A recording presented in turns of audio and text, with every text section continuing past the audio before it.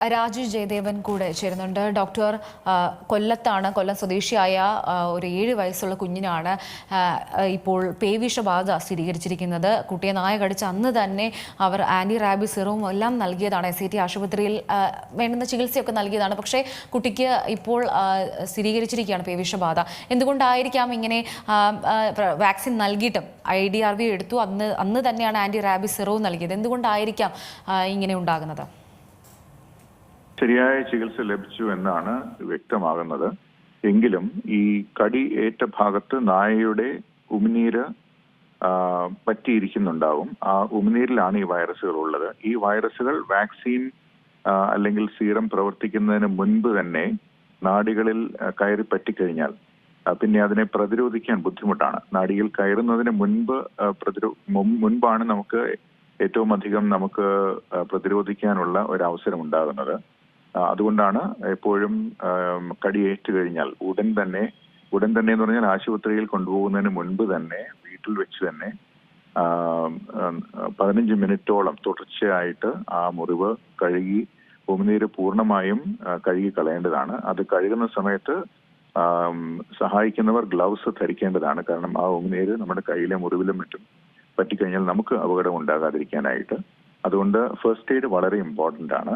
ഈ കേസിന്റെ വിശദാംശങ്ങൾ എന്റെ കയ്യിലില്ലെങ്കിലും അപൂർവമായിട്ട് ഇങ്ങനെ സംഭവിക്കാറുണ്ട് എന്ന് പബ്ലിക്കേഷൻസ് ഉണ്ട്. കേരളത്തിൽ ഒരു വർഷം 2024 26 റേബീസ് കേസുകളാണ് ഉണ്ടായത്. 3.25 ലക്ഷം ഡോഗ് ബൈറ്റ് കേസുകളാണ് ആ വർഷം റെക്കോർഡ് ചെയ്തത്. 3.25 ലക്ഷം. അതിൽ അപ്രോക്സിമേറ്റ്ലി ഏറെക്കുറെ 1/3 ബൈറ്റുകളും സ്ട്രേ ഡോഗ്സ് ആണ്, അതായത് തെരുവ് നായ്ക്കളാണ്. 2/3 ഭാഗവും പൊതുവെ പറയപ്പെടുന്നത് പെറ്റ് ഡോഗ്സ് ആണ് കടിക്കുന്നത് എന്നുള്ളതാണ്. പെറ്റ് ഡോഗ്സ് വാക്സിനേറ്റഡ് ആയതിനാൽ ഈ റേബീസ് കേസുകളിൽ ഏറെക്കുറെ എല്ലാം തന്നെ സ്ട്രേ ഡോഗ്സിൽ നിന്ന് വന്നതാകാനാണ് സാധ്യത.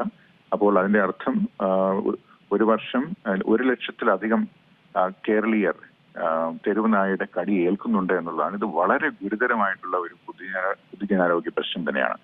മുൻകാലങ്ങളിലെ സ്റ്റാറ്റിസ്റ്റിക്സ് നോക്കിക്കഴിഞ്ഞാൽ തെരുവ് നായയുടെ കടികൾ എത്രയും കൂടുന്നുവോ, എത്ര മടങ്ങ് കൂടുന്നുവോ അത്രയും മടങ്ങ് റേബീസിന്റെ കണക്കും കൂടുന്നുണ്ട് എന്നുള്ളതാണ്. ആനുപാതികമായിട്ടാണ് ഈ റേബീസിന്റെ കേസുകളും തെരുവുനായയുടെ ബൈറ്റ് കേസുകളും കൂടുന്നത്. അതിന്റെ അർത്ഥം തെരുവുനായ നിയന്ത്രണം അതിന് ഏറ്റവും പ്രധാനപ്പെട്ട ഒരു പൊതുജനാരോഗ്യ പ്രശ്നമായിട്ട് വീണ്ടും പരിഗണിക്കേണ്ടതുണ്ട്.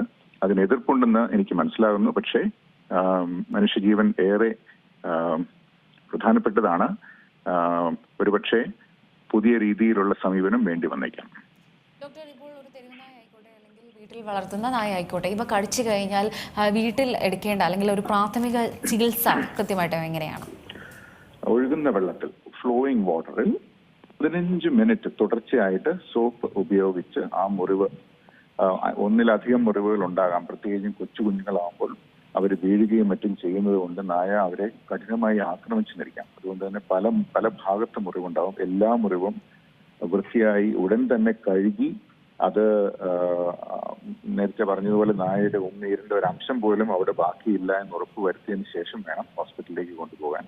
ഹോസ്പിറ്റലിലേക്ക് കൊണ്ടുപോയതിനു ശേഷവും അവിടെയും ഇതുപോലെ ആരോഗ്യ പ്രവർത്തകർ മുറിവിന്റെ ശുശ്രൂഷ ചെയ്യുകയും അതിനുശേഷമാണ് മുറിവിന്റെ കാഠിന്യം അല്ലെങ്കിൽ തീവ്രത അനുസരിച്ച് ഇഞ്ചക്ഷനുകൾ ഏതൊക്കെയാണ്, എവിടെയൊക്കെയാണ്, ഏത് ഡോസിൽ കൊടുക്കണമെന്ന് ഡോക്ടർമാർ തീരുമാനിക്കുന്നത്. ശരി, നന്ദിയുണ്ട് ഡോക്ടർ പ്രതികരണത്തിന്.